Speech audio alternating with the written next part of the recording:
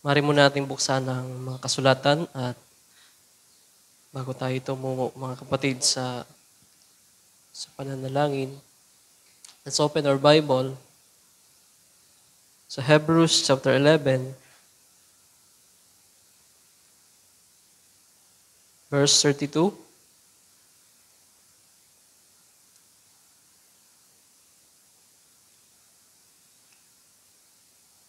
Sabi diyan, and what shall I say more? And what shall I more say? For the time would fail me to tell of Gideon and of Barak and of Samson and of Jephthah and David also and Samuel and for the prophets. Verse 33, who through faith subdued kingdoms, wrought righteousness, obtained promises, stopped the mouth of lions. And verse 34, quenched the violence of fire, escaped the edge of the sword, out of weakness were made strong, wax valiant and fight, turn to flight the armies of the aliens. Ang Diyos ang magpala ng kanyang mga salita, mga kapatid, sabihin natin amen. At tayo po ay saglit na manalangin. O dakilang Diyos na mapagpala, ang Diyos namin na pinaglilingkuran, ang Diyos namin na napakabuti sa aming mga buhay. Muli, Panginoon, pinupuri ka namin. Marapat lamang po na ibigay sa iyo ang kaluwalhatian, karangalan, sapagkat you are worthy of all, Lord. Sapagkat ibinigay mo sa amin ang kaligtasan, kami inibig mo ng walang kondisyon, kami ay binigyan mo ng pagpapala. Lord, napakalaking pribilehyo nito sa amin. Kaya we take this opportunity, Lord, na patuloy na maglingkod. Kami po ay magpatuloy sa pakikinig ng iyong mga salita hanggang sa abutin namin ang perfection, hanggang sa abutin namin ang maluwalhating pagbabago ng katawan sapagkat yun po ang aming hinihintay. At Panginoon, narito kami upang magpakalakas, narito kami upang magpatuloy sa paglilingkod sa iyo sapagkat meron ka pang nais ipagawa sa amin, O Diyos. At sa mga oras na ito, hayaan mo po na ang bawat mga salita na aming pag-uusapan ay kami po'y pagpalain. Gamitin mo ang iyong lingkod sa likuran ng pulpitong ito. Hindi ako makita, kundi ikaw po, Panginoon, ang makita sapagkat hindi ito aking salita, kundi iyong salita. At Panginoon, kami po ay inaamin po namin na meron kami mga pagkukulang, mga pagkakasala pa na nagagawa sa buhay na ito. At alam po namin, we are justified, but we are also sanctified. At alam po namin, darating kami sa perfection. At tulungan mo kami, Panginoon Diyos, sa mapagtagumpayan ang lahat ng mga bagay na ito. At alam po namin, sa pananampalataya sa iyo, we will overcome all things, Lord. Lalo na yung mga kahinaan na meron kami sa kami po ay humihingi ng tawad sa mga pagkukulang namin sa araw na ito. Kung kami man po ay nagkulang, ipatawad mo sa amin, O Diyos, ang lahat ng ito. Kami linisin mo ng iyong banal mong dugo, Panginoon. Hayaan mo na kami ay makitaan ng katwiran, not by our own selves, Lord. Hindi katwiran namin, kundi iyong katwiran sapagkat kami pinawalang sala sapagkat sa pamamagitan ng iyong banal mong dugo, Panginoong Isus. At sa araw na ito, binabalik po namin ang aming mga papuri, gayon din naman ang pagkakatiwala namin sa araw na ito sa iyong dakilat, makapangyarihang pangalan, sa pangalan lamang ng aming Panginoong Jesucristo. Lahat po ay magsabi ng Amen. Amen. Tayo po yung makakaupo na sa araw na ito, mga kapatid. Muli, mapagpalang araw. Tayo po I just want to exhort sa araw na ito.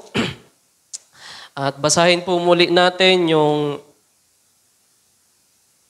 ating main text. Sabi dyan, and what shall I more say? For the time would fail me to tell of Gideon and of Barak and of Samson and of Jephthah, David also and Samuel and of the prophets.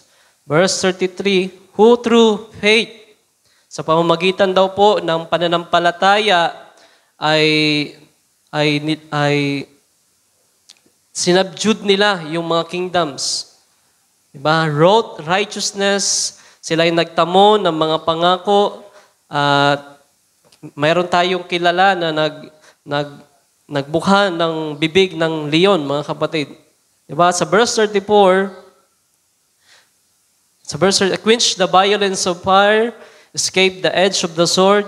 And dito tayo kukuha ng topic, mga kapatid. Out of weakness, we're made strong. Ba? Mula sa kahinaan, mga kapatid, tayo'y pinalakas. Can you say amen, mga kapatid? Wax valiant and fight, turn to flight the armies of the aliens. Yung mga nabanggit na mga mananampalataya mula sa verse 32, mga kapatid, nakita natin kung ano ang kanilang nagawa. Nakita natin kung anong ginawa ng Diyos, hindi kanilang gawa, kundi gawa ng Diyos sa kanilang mga buhay. Diba? Ang dapat yung honor and glory ay laging mapunta po sa Diyos sapagkat alam po natin na wala tayong magagawa. We are all weak. We are all rejected dito sa lupang ito. But yet, dahilan sa kalakasan na binigay ng Panginoon sa kanila, sila po ay magtatagumpay. At the same with us, mga kapatid, na makikita natin na hindi tayo magtatagumpay sa buhay na ito, hindi tayo makakaparoon sa dapat nating paroonan kung hindi po tayo palalakasin ng Panginoon. Tama po ba, mga kapatid? At dito tayo tutungo, out of weakness, we're made strong. Yan po ang aking title sa araw na ito. And I just want to exhort, to encourage everyone. At alam niyo po, pinagbubulayan ko po ang kaisipan patungkol sa kahinaan sapagkat at nakikita ko pa na marami pa rin sa atin na masasabi ko na nasa kahinaan pa rin, mga kapatid. Diba? May mga baguhan, may mga... Ako nga, masasabi ko na I am almost 11 years na naglilingkod sa Panginoon pero pag tinignan ko yung sarili ko, pag ako'y nananalamin, sabi ko, ang dami ko pa rin kahinaan until now. At masasabi ko, mga kapatid, na may mga na-overcome na pero may mga kahinaan pa rin na nananatili. May mga kahinaan pa rin hanggang ngayon na ito yung kinahihibikan, ito yung patuloy na pinagpipray, mga kapatid, na sana ay mapagtagumpayan na ito.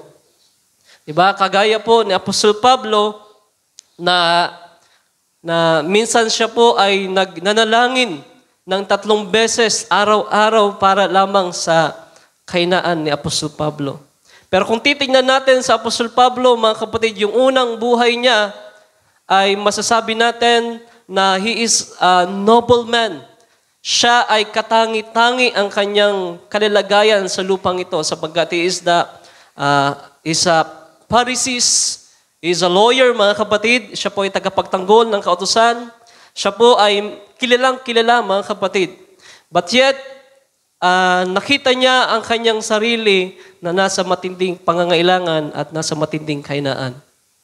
At yan po yung pag-uusapan natin sa araw na ito, mga kapatid. Sapagkat naniniwala ako na out of weakness, we're made strong. Kinakailangan natin na dumating sa mga kalakasan. Diba? Kasi hindi tayo mananatili sa kahinaan, lalo na po sa pagdating ng ating Panginoon. Diba? Naniniwala ba kayo dyan, mga kapatid? Pero naniniwala ko, mga kapatid, na ang Panginoon ay magbibigay sa atin ng kalakasan, lalo na po sa malapit niya ng pagdating. At next kong basahin, tingnan po natin, sa Romans chapter 13, verse 11, kinakailangan natin dumating sa ganitong kondisyon sapagkat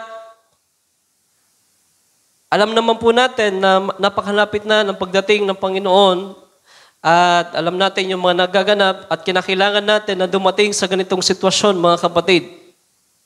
And that knowing the time that now it is high time to awake out of sleep. Diba? Si Apostol Pablo po ay nagsasabi sa mga taga-Romans, sa church ng Romans, sabi niya, it is the high time to awake out of sleep. Ito daw yung panahon na kinakailangan na kayo ay bumangon na sa pagkakatulog. For now is our salvation nearer than we believe. Diba? Sa panahon ng Apostol Pablo, sinasabi na po ito, mga kapatid. Pero kung meron man na panahon na pinakaangkop po yung verse na ito po ay sa panahon po natin. It is the high time to awake out of sleep. Nawa ay gisingin na tayo ng Panginoon, mga kapatid. Dumating na tayo sa kondisyon na ganito, na tayo ay totoong gising na, totoong nasa kondisyon na ng preparation. But naniniwala ko, mga kapatid, ang Diyos ang gagawa ng bagay na yan. Pagkat kung sa sarili lang po natin, sa palagay ko, mapipil po tayo, mga kapatid. At sa verse 12,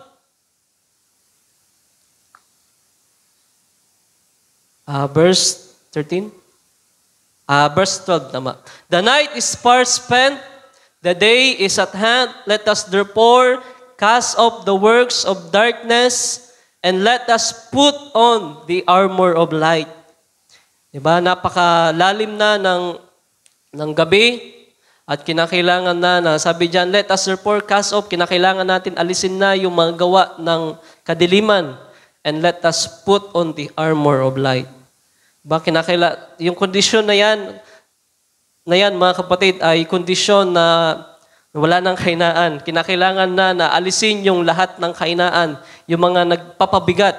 Sabi pa ng Apostol Pablo sa mga Hebrews chapter 12. At sa verse 13, let us walk honestly as in the day, not in rioting and drunkenness, not in chambering and wantonness, not in strife and envying. Diba? Ito yung dapat maging kondisyon ng iglesia ng Panginoon, mga kapatid, sa manguling araw na ito.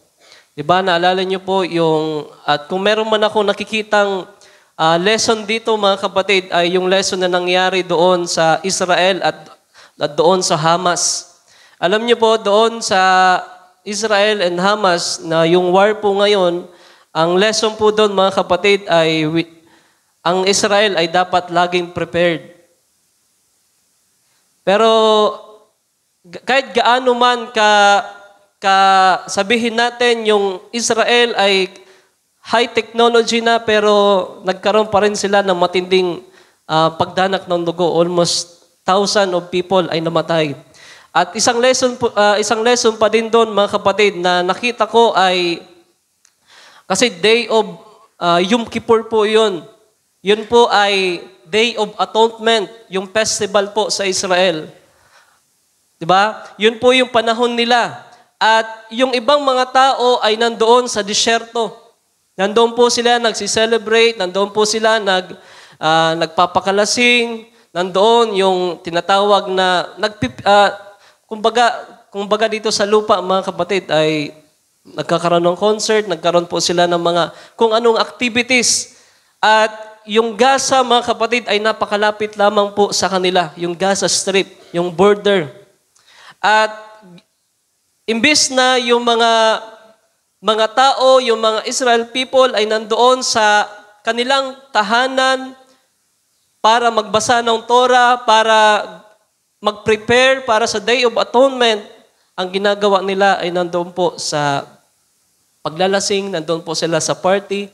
At dumating yung panahon na yung Hamas ay nilusob po yung mga nagpa-party-party. At ganon na ganon, mga kapatid, kapag imbis na sana ay nandoon sila sa tinatawag na pagbubulay-bulay, pagpapasting, ay nandoon po sila sa partying. Ibig sabihin, they are not prepared, mga kapatid. At kaya ganon, nagkaroon ng malaking pagkamatay ng maraming Israel people. At pinapakita doon, mga kapatid, na sabi niyan, let us walk honestly as in the day, not in rioting and drunkenness. Dapat dumating tayo sa ganitong kondisyon, mga kapatid, bago ang pagbabalik ng Panginoon. We are awake at wala tayo sa drunkenness, hindi tayo na overcharged ng mga bagay dito sa lupa. Sapagkat ganito dapat ang maging kondisyon, dapat maging kondisyon ng mga mananampalataya ay they are prepared, mga kapatid. At sana makita natin kung ano yung pinapakita doon, mga kapatid, na we are always prepared at we are preparing for the coming of the Lord.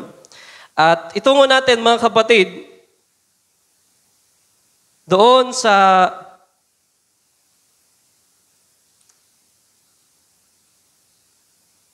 Corinthians chapter 1, verse 26.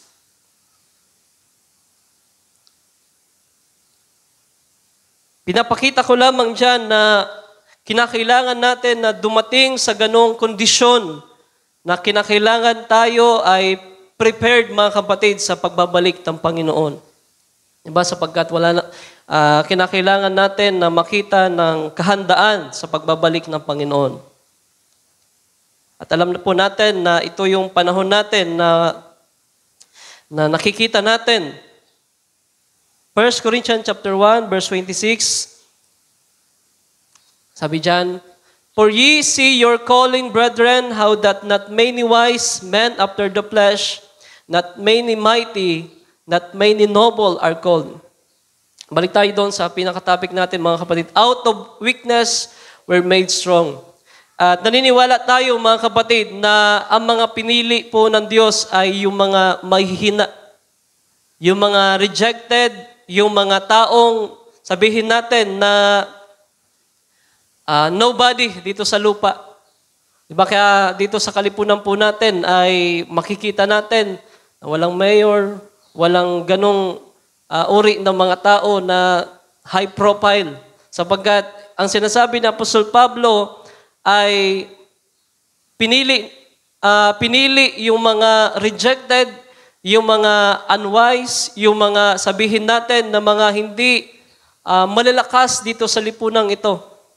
Kundi pinili ng Diyos yung mga mahihina upang kanyang palakasin at i-manifest yung kapangyarihan ng Panginoon.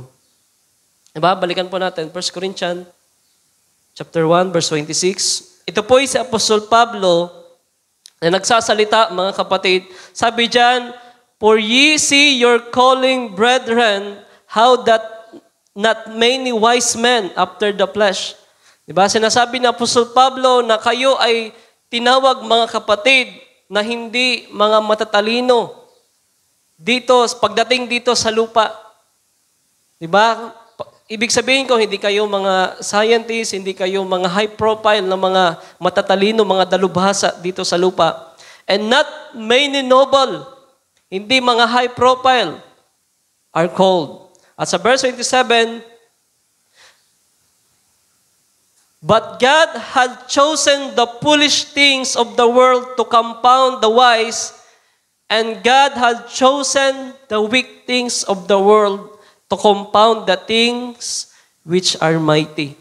Diba? Nakita natin na yung pinili pala ng Diyos ay yung mga mahihina. Titingnan natin yung mga naging buhay ng mga naging kagaya ni Abraham, ni Gideon, lahat ng mga tinawag ng Diyos, lahat po yun, mga kapatid, sila ay mga mahihina dito sa lupa. They are not noble, hindi po sila mga high profile. Diba? Sapagkat sabi ng Panginoon, siya'y pumarito, hindi para sa mga matutuwid, kundi para sa mga makasalanan. Kagaya natin na mga mahina, siya'y pumarito para sa mga mahihinang kagaya po natin, mga kapatid. Mga mahihinang nilalang. Diba?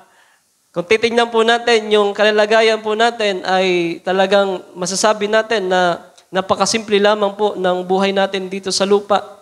Kung titingnan natin yung mga taong high profile, mga noblemen, ay sila yung may mga negosyo, yung mga may katungkulan dito sa lupa, but yet wala silang panahon sa paglilingkod sa Panginoon at hindi sila nakakakilala sa gospel ng ating Panginoon, sa mabuting balita na ito, mga kapatid. But yet, binigyan tayo ng mga malaking pabor, opportunity na mga mahihina, mga taong hindi high profile, at ang Diyos ay kikilos sa atin, mga kapatid. Sabi diyan, "And God had chosen the weak things of the world to confound the things which are mighty," para hiyain niya yung mga nagsasabing malakas dito sa lupa. Yan po ang sinasabi ni Apostol Pablo. And verse 28,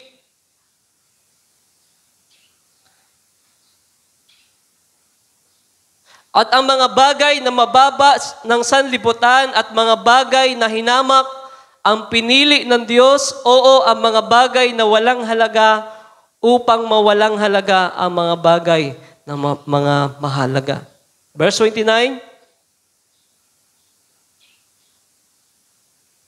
upang walang laman na magbapuri sa harapan ng Diyos.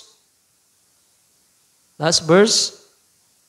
Datapat sa Kanya, kayo na nga sa kay Kristo Jesus na sa atin ay ginawang karunungan mula sa Diyos at katwiran at kabanalan at katubusan. Lahat po tayo mga kapatid ay mga pinili ng Diyos na masasabi natin na mga rejected dito sa lupa, mga sabihin natin na mga mahihina.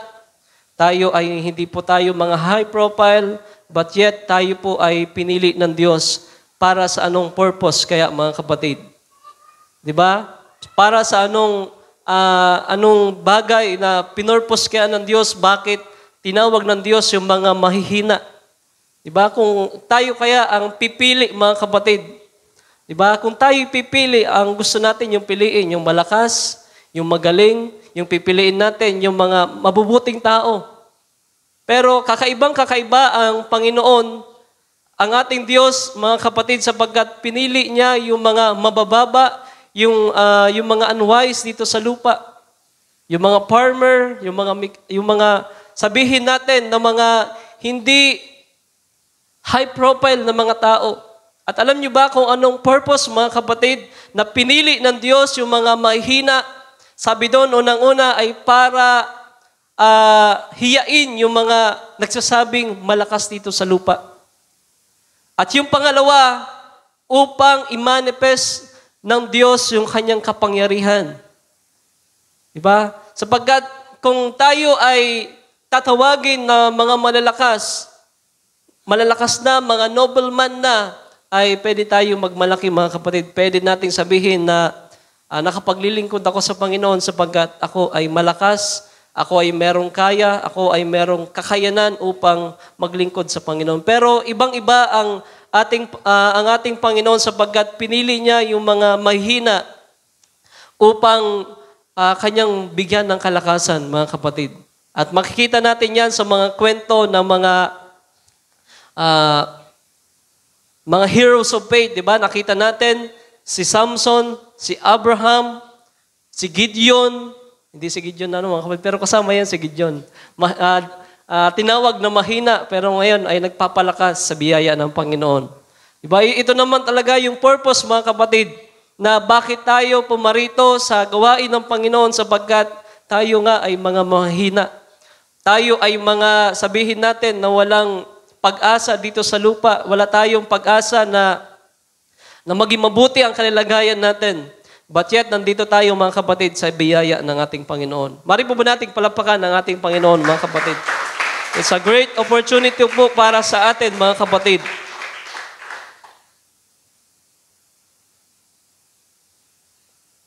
Tingnan natin yung buhay ng Apostol Pablo.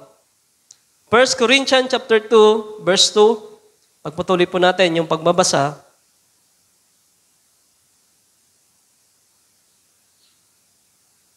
At sabi diyan, sapagkat aking ipinasyang, verse 1 siguro.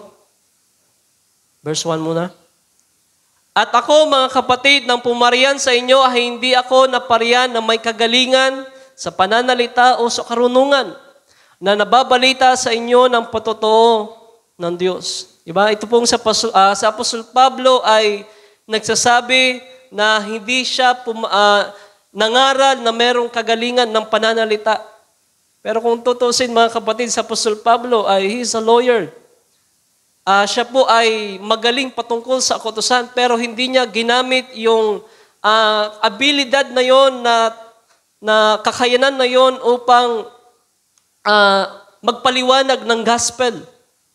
Kinakailangan niya nakalimutan yung kanyang kakayanan, kinakailangan niya nakalimutan ang lahat niyang natutunan sa panahon na nagdaan at sabi niya diyan ay wala siyang kagalingan sa pananalita. Ibig sabihin siya ay nagpakumbaba, mga kapatid. Sinuka niya ang lahat ng mga bagay upang sa ganon ay kumilos ang Diyos sa kanyang buhay. Sabi diyan, napariyan ako na may walang kagalingan sa pananalita o sa karunungan na nagbabalita sa inyo ng patutunan ng Diyos. At sa verse 2, sapagkat aking ipinasyang walang maalaman anuman sa gitna ninyo maliban na si Jesucristo at siya na napako sa krus. Wala siyang ibang sinasabi, mga kapatid, sa Apostol Pablo, kundi ang ating Panginoong Jesucristo lamang sa kanyang buhay. Verse 3, at ako'y nakisama sa inyo na may kahinaan at may katakutan at may lubhang panginginig. Ba siguro ganito din tayo, mga kapatid. Hindi ko po para itaas yung weakness natin o sabihin natin na parang i-justify yung weakness natin, mga kapatid, kundi makita natin na yung weakness natin ay it's a part ng Panginoon na pinahintulutan upang sa ganon ay makakilos ang Panginoon sa buhay natin. Sabi diyan, Apostol Pablo, ako'y nakisama sa inyo na may kahinaan at may katakutan at may lubhang panginginig. Sana ganon po yung puso natin, mga kapatid, na laging ang kaisipan natin, Lord, I can do nothing. Ako'y mahina, ako'y may katakutan, pero sa iyong biyaya ay alam ko na ako'y magtatagumpay. At sana wala tayong kaisipan na ako'y magtatagumpay dahil ako ay magaling, ako ay merong pinag-aralan, o kaya ako ay merong lubhang kayamanan dito sa lupa upang magtagumpay. Sana hindi ganon ang ating kaisipan, mga kapatid. Kundi ang maging kaisipan natin ay laging nasa pagpapakumbaba. At sa verse 4, sabi diyan, at ang aking pananalita at ang aking pangangaral ay hindi sa mga salitang panghikayat ng karunungan, kundi sa patotoo ng Espiritu ng kapangyarihan. Hindi niya ginamit yung sarili niyang karunungan, mga kapatid, kundi siya po ay nanalig lamang at nagtiwala sa kapangyarihan ng Espiritu Santo. Kaya kung titingnan natin, mga kapatid, yung mga nangangaral po dito sa likuran ng pulpitong ito ay ako po ay hindi po nagkaroon ng pagkakataon na mag-aral ng theology o kaya naman ay magkaroon ng pag-aaral na kagaya ng denomination, sapagkat sa denomination, mga kapatid, para ikaw ay maging pastor ay kinakailangan mo po na mag-aral muna sa Bible school. Kinakailangan mo munang patunayan ang iyong talento o kinakailangan mo munang makapagtapos ka. Pero itong sa Apostol Pablo, mga kapatid, ay hindi ganon. Kundi iniwan niya yung sinasabing karunungan ng tao, iniwan niya yung dati niyang kalalagayan, yung pagiging magaling sa kautusan, iniwan niya yon at siya ay nagtiwala sa karunungan na binibigay ng Espiritu Santo. Kundi sa patotoo ng Espiritu at ng kapangyarihan. At sa verse 5, upang ang inyong pananampalataya ay huwag masalig sa karunungan ng mga tao. Ganun po ang sinasabi ng Apostol Pablo, mga kapatid. Huwag masalig ang pananampalataya natin dahilan sa galing ng isang preacher. Diba? Hindi masalig yung pananampalataya natin sa kung sino mang tao na magaling, na mayroong pinag-aralan patungkol sa Bible school, sa Biblia, mga kapatid, at pwedeng kasaligan talaga natin yon ng ating pananampalataya. Pero sabi diyan ng Apostol Pablo, kundi sa kapangyarihan ng Diyos. Dapat masalig ang ating buong kaisipan, mga kapatid, yung pananampalataya natin sa pagtitiwala sa kapangyarihan ng ating Panginoon. Diba? Sapagkat ang magbibigay sa atin ng kalakasan, mga kapatid, ang magbibigay sa atin ng pagtatagumpay ay hindi po yung kakayanan natin na gawin yung mga bagay-bagay. Diba? Kapag iniisip natin na kaya natin na magbago o kaya sabihin natin na kaya natin na gawin ang isang bagay dahilan tayo ay merong kakayanan, meron tayong lakas, nagkakamali tayo, mga kapatid. Kundi ang sabi dyan na Apostol Paulo, kinakailangan natin na ang ating pananampalataya ay masalig sa kapangyarihan ng Diyos. Sapagkat ang magbabago sa atin, mga kapatid, yung kapangyarihan ng Diyos. Hallelujah. At sa next, mga kapatid, verse 6.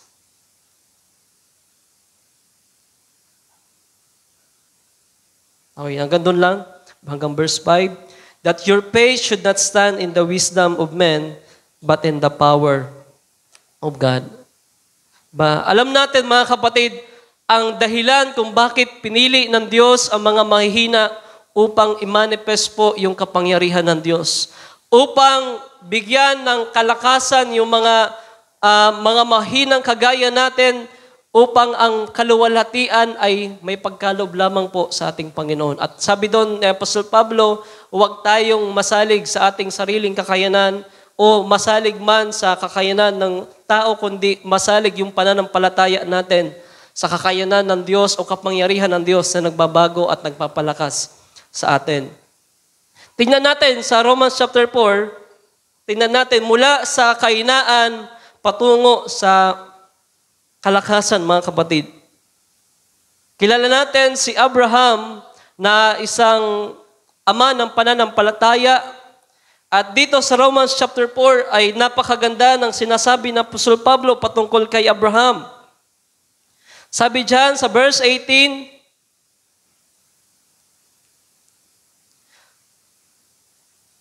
siya na sumampalataya na nasa pag-asa, laban sa pag-asa upang maging ama ng maraming bansa, ayon sa sabi, magiging gayon ang iyong binhi.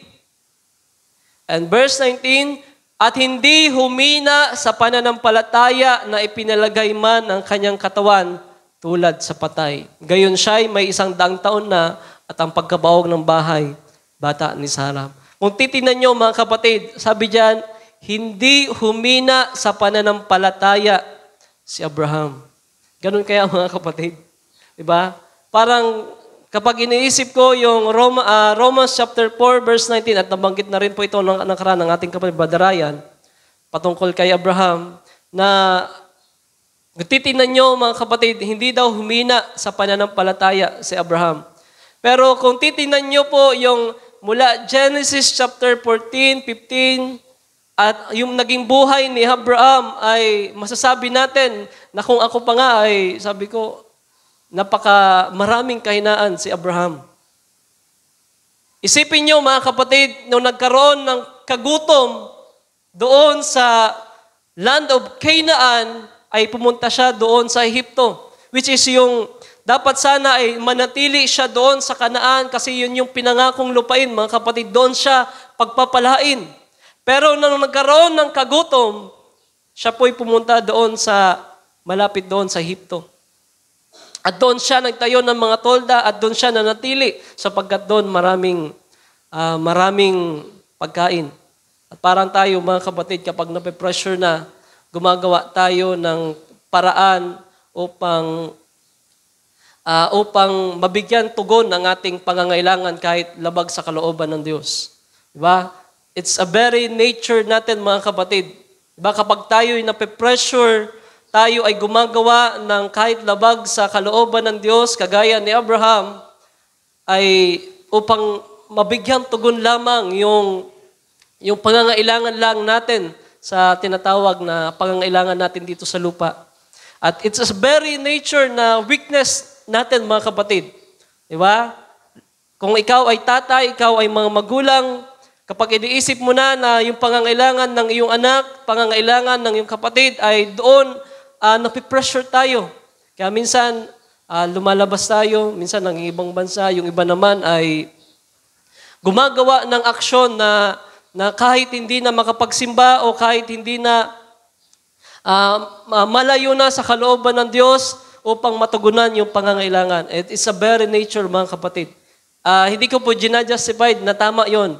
Pero yun ay it's a very reality po para sa atin na kapag nape-pressure ay gumagawa tayo ng kahit labag sa kalooban ng Diyos. Na dapat si Abraham, mga kapatid, ay manatili siya doon sa Kanaan.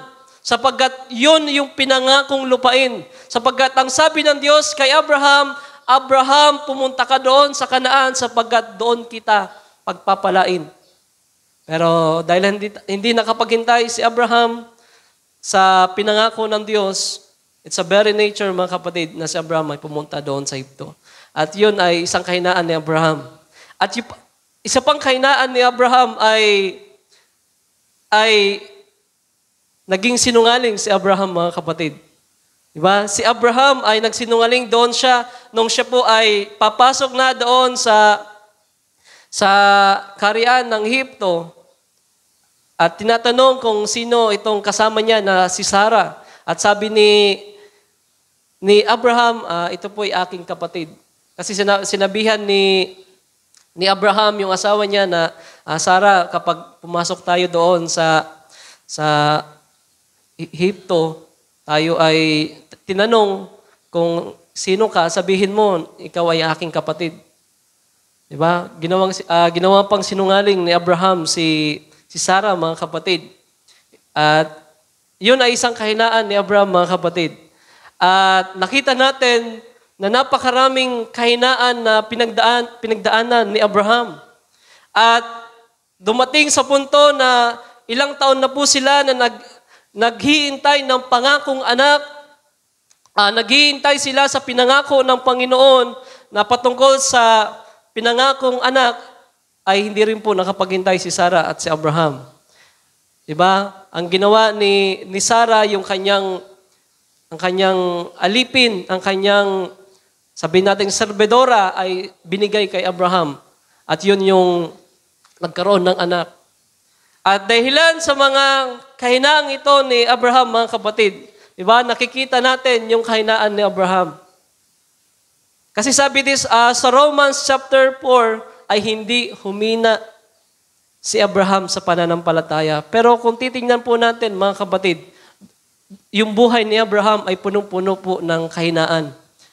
Pero yung pananampalataya ni Abraham, mga kapatid, ay hindi po nawawala sa pangako ng Diyos. At sabi dyan, basahin natin, at hindi humina sa pananampalataya na pinalagay man ang kanyang katawang tulad sa patay, na gayon siya'y may 100 taon na at ang pagkabahog ng bahay bata ni Sarah. Ang pinoportray ni Paul, mga kapatid, na itong si Abraham, parang walang kahinaan. Pero kung babasahin natin, yung naging buhay ni Abraham ay punong-puno ng kahinaan, mga kapatid. Bakit kaya ganon ang naging paningin ni Apostol Pablo, mga kapatid, na tila baga itong si Abraham ay hindi humina sa pananampalataya. At sa verse 20,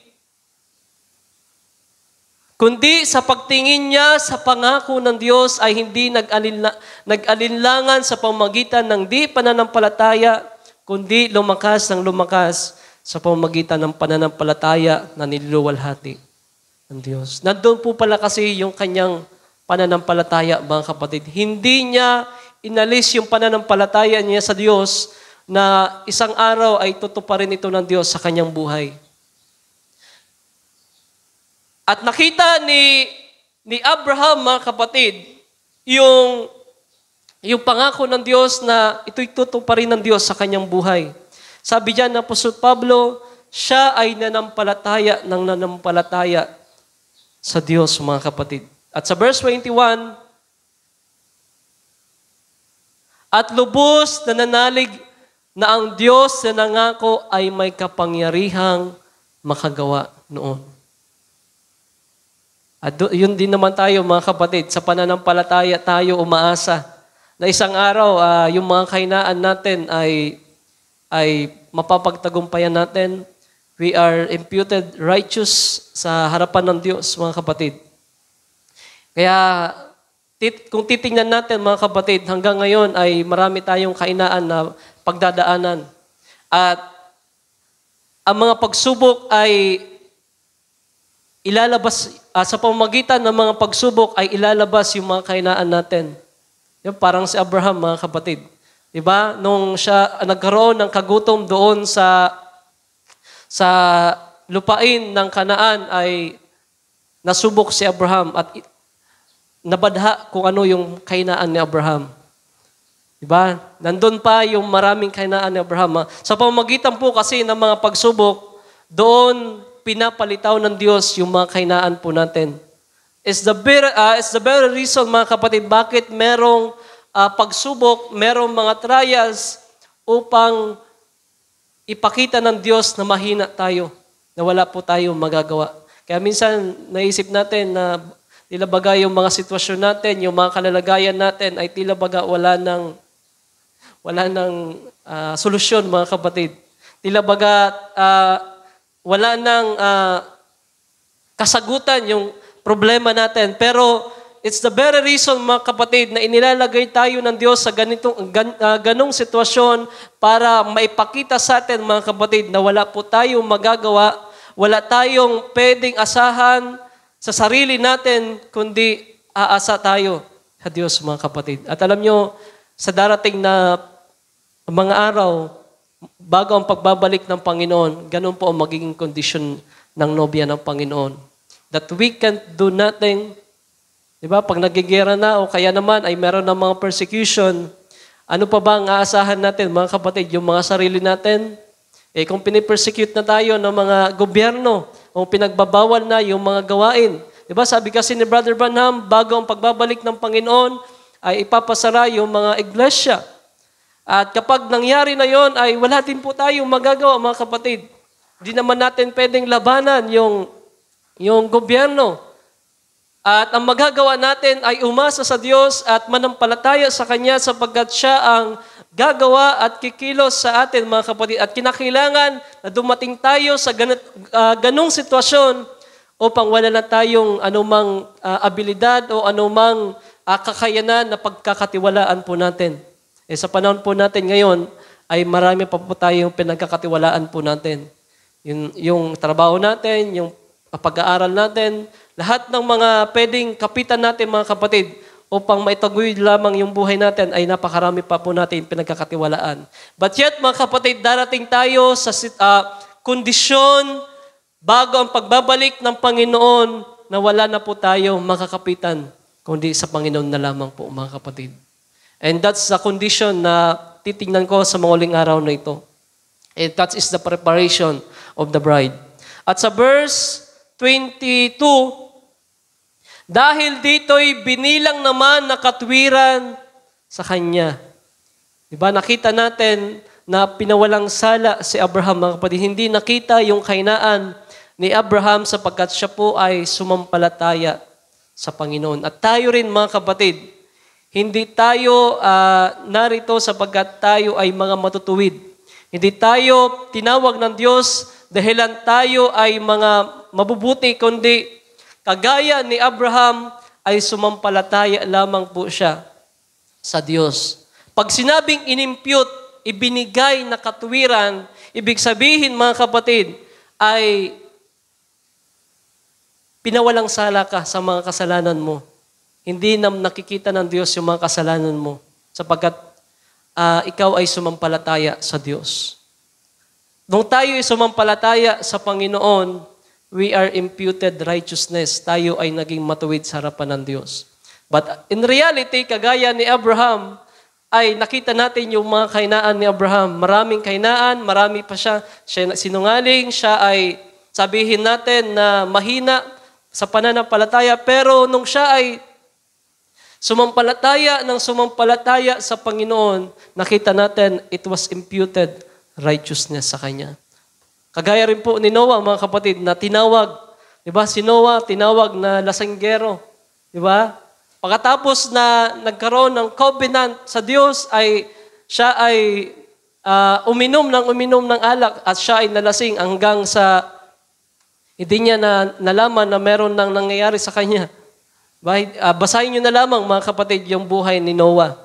At pinapakita doon na ang Diyos ay nagtatalaga, tumatawag ng mga kagaya natin upang sa ganon ihayag ng Diyos ang kanyang kapangyarihan upang tayo bigyan niya ng kalakasan ang mga mahina upang sa ganon may bigay lamang sa kanya ang kaluwalhatian. At hindi po tayo ay magtitiwala sa ating mga sarili. At sa verse 23, basahin po natin. Now it was not written for his sake alone that it was imputed to him. Amen. At isa pang character, mga kapatid, na tingnan po natin, ito pong si Gideon. Nakita natin kung ano ang character po ni Gideon na isang mahina, isang matatakutin. Hindi po si Gideon na nasa likod, mga kapatid, kundi si Gideon na nandoon sa mga judges, mga naging hukom sa Israel. Basahin natin sa verse 1 sa chapter 6. Yung naging buhay ni Gideon, mga kapatid. And the children of Israel did evil in the sight of the Lord, and the Lord delivered them into the hand of Midian 7 years. Nakagawa ng pagkakasala yung bayan ng Israel, kaya po sila ay nasakop o ibinigay ng Diyos sa mga Midianites.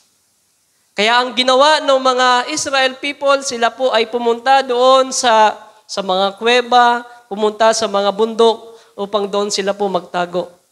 Sapagkat kinubkob yung mga lupain ng Israel. At sa verse 2, sabi diyan, at ang kamay ng Madyan ay nanaig laban sa Israel, at dahil sa Madyan ay gumawa ang mga anak ni Israel ng mga kutang nanga sa bundok, at mga yungib at mga dakong matibay. Pumunta po sila doon sa mga yungib, sa mga mountains, at doon po sila nanirahan.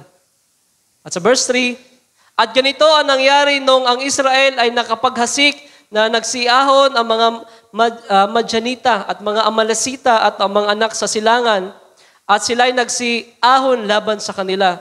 At yung ginagawa naman ng mga Amalekites at yung mga Midianites, mga kapatid, ay pumupunta sila doon sa mga pananim ng mga Israel at sinasamsam nila, mga kapatid. Ganon ang kalalagayan ng Israel dati. Sabi niya, dumating sa Gaza. Kaya yung laban ngayon sa Hamas at saka Israel at sa mga Arab nation ay matagal na po yan, mga kapatid. Hanggang noon pa ay meron ng paglalaban na yan. At ito'y sa panahon ni Gideon, mga kapatid, na yung Israel ay nasakop. Sila ay nasa kalalagayan na laging pinagnanakawan. Kaya doon sa verse 10,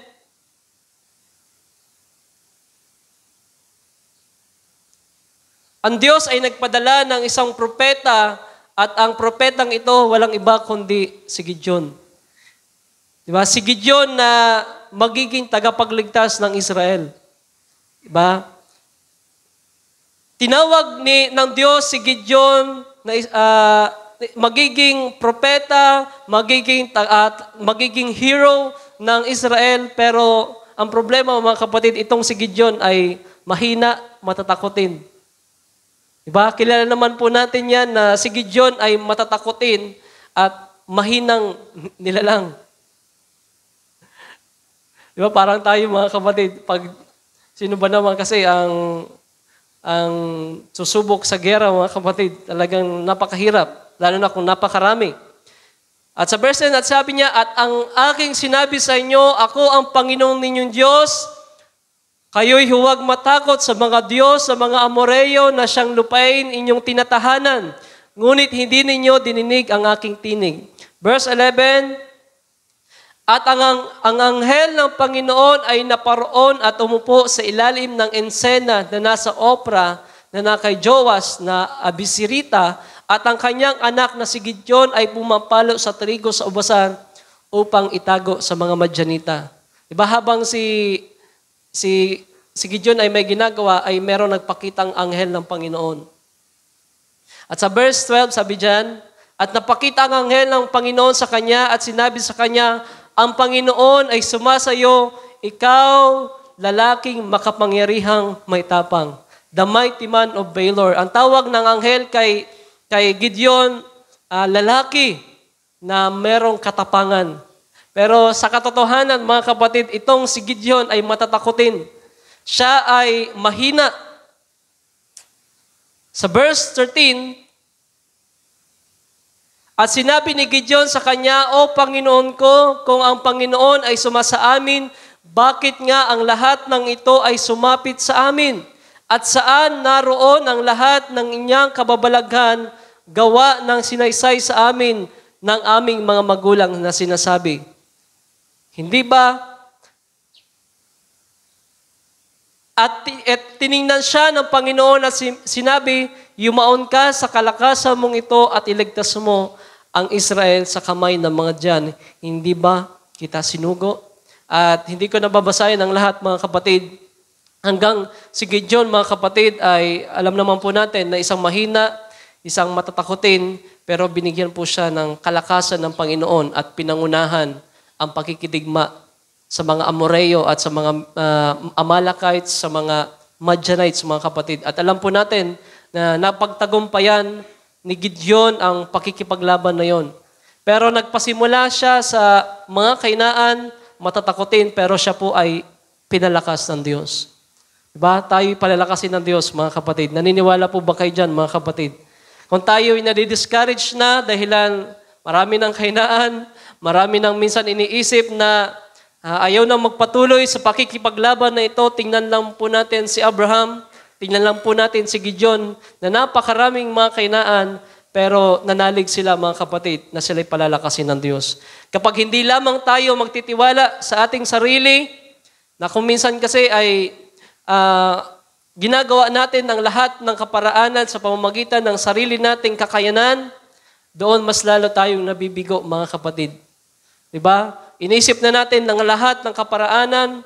Diba? Minsan dumating rin po sa punto ng ako 10 years na naglilingkod sa Panginoon, pero dumating rin po ako sa punto na nag-iisip sa buhay pananampalatayang ito way back 2016, sapagkat ako po ay nag-iisip rin noon na alam niyo po na karamihan alam niyo po na yung naging patuto ko ay tumigil po ako sa pag-aaral at hindi ko iniisip na titigil na talaga sa pag-aaral, mga kapatid. At ang gusto ko noon, after siguro mga 1 or 2 years, ako po ay babalik sa pag-aaral. At dumating sa pagkakataon, mga kapatid, na sinisikap ko rin po sa sarili ko, year back 2015, na makabalik sa pag-aaral. Gumagawa ko ng paraan pero ayoko na ng electrical engineering kasi sabi ko, baka mamatay ako dito pag nakuryente ako. Kasi meron akong nakikita na basta mahirap, mga kapatid, yung electrical engineer. Kasi napagtanto ko na ang magiging trabaho ko ay magiging seaman, sapagkat walang ibang magiging sabihin natin trabaho ang electrical engineer ay magiging seaman, kagaya po ni Brother Jasper na naging seaman ngayon, na siya po ay nasa electrical engineering. At yun po yung plano ko, mga kapatid. Pero ayoko nang balikan yung electrical, mga kapatid, sapagkat first year, second year, third year nga, gusto ko nang umalis doon sa electrical. Gusto nang iwanan si Brother Richard. Kasi sabi ko, ayoko ng electrical. Napasubo ako dito. Kasi ang gusto ko talaga noon ay architecture. Pero bagaman hindi nangyari yon, mga kapatid, I am blessed, mga kapatid. Ako'y nagpapasalamat sa Panginoon sapagkat narito ako sa biyaya ng Panginoon. At way back 2014, 16, nag-iisip pa po ako noon na makabalik sa pag-aaral. Kaya nag-inquire ako noon sa Pili, nag-inquire ako noon sa kung saan-saan. Pero ang gusto ko, mga kapatid, ay magpatuloy sa online. Kaya ang gusto ko noon ay graphic designing o kaya naman ay web developer. Yun po yung gusto kong asikasuhin. Pero sa kasamang palad ay hindi nangyari yon. Way back 2016, nagkaroon ng bagyo dito. Dumating yung mga maraming pagsubok. At yung trabaho ko rin po noon, doon kay Sir Panda, yung Sanaga, ay iniwan ko. Hindi ko nagpatuloy kasi hindi ko na rin nagugustuhan yung trabaho ko. Iniwan ko yun, mga kapatid. At kinausap ako noon ni Kuya Ryan kung ano yung plano ko. At binigyan niya ako ng advice at kung ano yung magiging pagpili ko. Ako ba babalik sa pag-aaral o kaya naman ako ay magtatrabaho na lamang sa kung anong meron ako patungkol sa online. At yun nga, mga kapatid, ay nagbulay-bulay ako, nag-isip-isip ako, mga kapatid. At dumating ako sa kondisyon, mga kapatid, na sabi ko, Lord, bahala ka na sapagkat alam ko na ikaw naman po ang kikilos sa aking buhay. Pinagkakatiwala ko na lamang po sa iyo kung ano po yung magiging sitwasyon ko. At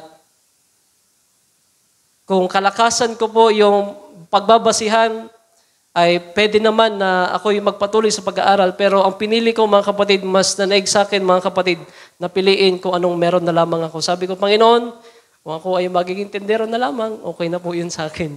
Kung ako po ay magiging ganito na, magiging simpleng pamumuhay, okay na rin po ito sa akin.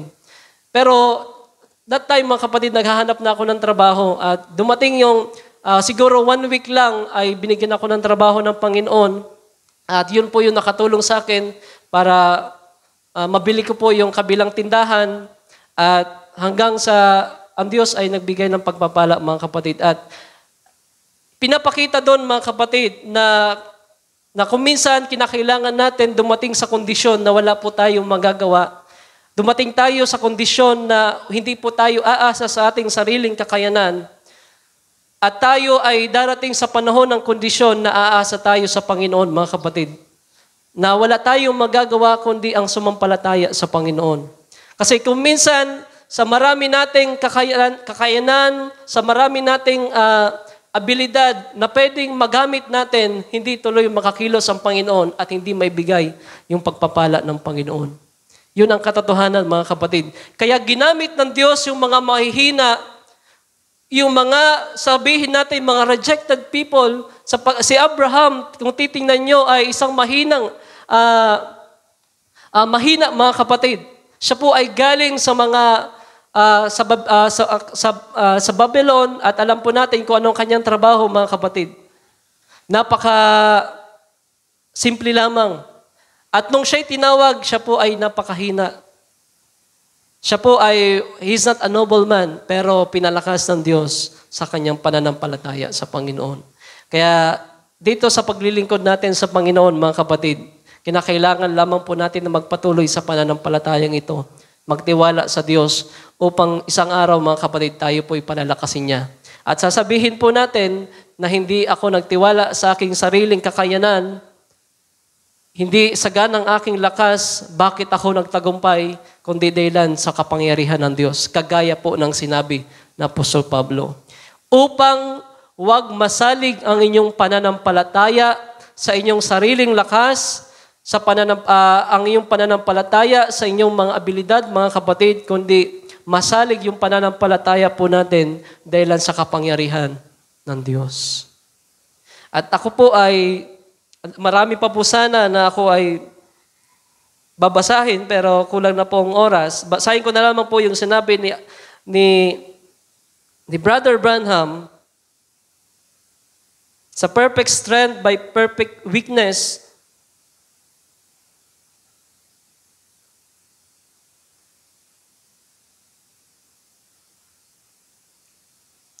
Sabi dito sa paragraph 117, 1961, they had to get weak before they could get strong.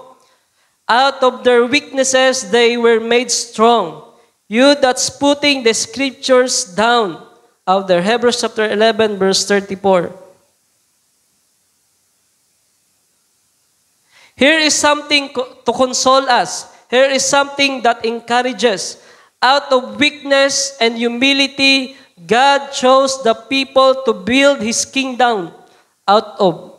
Diba? Yung kaharian ng Diyos, mga kapatid, ay mga kinabubuan ng mga mahina. Yung mga, sabihin natin, mga rejected people, pero mga pinalakas ng Diyos. At sa paragraph 120, and that's the way of God wants us. Realize that we are totally insufficient. Then God takes the person and begins to mold Himself into that person. Make His hand do what God would have hands to do. Make His lip speaks and God's lips would speak because they're not His, they're God's. He begins to build a character, begins to take His weaknesses and to make His own self. Ganon mga kapatid, ang sabi pa dito sa paragraph 68, then God can achieve His purpose by sending not a revival, but brother, what He needs to do first is send a killing. That's right, so we can revive. Kung tayo po ay para dumating tayo sa kondisyon ng great revival sa mga uling araw na ito, mga kapatid, ang sabi dyan ni Brother Branham, kinakailangan natin na ang Diyos ay magsugo ng unang-una kamatayan. Ang ibig sabihin po dyan ni Brother Branham, mamatay yung ating mga sarili. Tayo ay lubos na dumating sa kapakumbabaan, makita ng Diyos yung kapakumbabaan natin, makita natin that we are insufficient, we can do nothing, at ang Diyos ay magbibigay ng tinatawag na revival. At yan po yung magiging kondisyon ng mga mananampalataya sa mga huling araw na ito. Diba? Naalala niyo po yung Laodicea, Laodicea church age, mga kapatid, nakita natin na yung mga mananampalataya, ang sinasabi nila, sila ay mayaman, sila ay merong kakayanan, sila ay sabihin natin na nagtaglay ng karangalan dito sa lupa. Pero ang sabi ng Panginoon sa kanila, ang rebuke sa kanila ng Panginoon, hindi nyo nakikita kung anong inyong pangangailangan. Kung nakikita nyo lamang sana yung pangangailangan nyo, that you are insufficient, you are weak, you are sabihin natin na kayo ay mga hubad, sabi doon ng Panginoon sa Laodicean Church Age, kayo ay magpapakumbaba. Di ba? Kinakailangan na dumating tayo, mga kapatid, sa kondisyon na ganito upang ang Diyos ay magbigay ng tinatawag na great revival sa mga uling araw na ito. At alam ko, mga kapatid, darating tayo sa ganitong kondisyon that we are going to a great revival, pero sabi ng Panginoon, kinakailangan muna tayo na dumating sa tinatawag na weakness, insufficient. Tayo ay dumating muna sa kalalagayan that we can't do nothing. Kaya nakita natin sa Book of Acts, di ba, bago ang pagpupuspos, bago ang baptism of the Holy Ghost, sila ay dumating sa ganong kalalagayan. Dumating sila sa kalalagayan na sila ay walang magagawa sa kanilang mga sarili. Sila po ay, kasi kung sila ay pumaroon na, nangaral na ng salita ng Diyos, baka sabihin nila, mga kapatid, nagawa nila yung pangangaral dahilan sila ay malalakas, sila ay mga mabubuti, sila ay mga tinawag. Pero hinintay muna nila yung baptism of the Holy Ghost at saka sila nangaral ng mga salita ng Diyos, mga kapatid. At gano'n na maging sitwasyon natin sa mauling araw na ito, mga kapatid. Kinakailangan na tayo dumating sa tinatawag na weakness.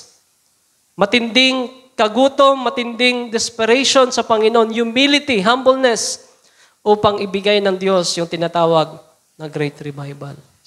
Yun lamang po ang aking may babahagi sa araw na ito, mga kapatid. At ating pasalamatan ng Diyos sa araw na ito at ating palakpakan ng ating Panginoon. To God all be the glory. Tayo ay mga tinawag na mga mahihina, mga kapatid. But yet, sabi ng Biblia, sabi ng Panginoon, tayo po ay Kanyang palalakasin sa pamamagitan ng pananampalataya sa Kanya. Kailangan na patuloy tayo na manalig sa Panginoon, mga kapatid, magpatuloy. Kung tayo po ay nanghihina, kinakailangan na tayo ay magpakumbaba sa Panginoon. Yan po ang sekreto, mga kapatid. At sinadya talaga ng Diyos na tayo ay dumating tayo sa mga kahinaan upang ang Kanyang kaluwalhatian, ang Kanyang kapangyarihan ay maranasan po natin. Kanyang i-manifest sa pamamagitan po ng mga mahinang mga tinawag na kagaya po natin. Tayo po yung manalangin, mga kapatid. Hallelujah. Dakilang Diyos, papasalamat po kami sa araw na ito. Salamat po sa iyong kabutihan.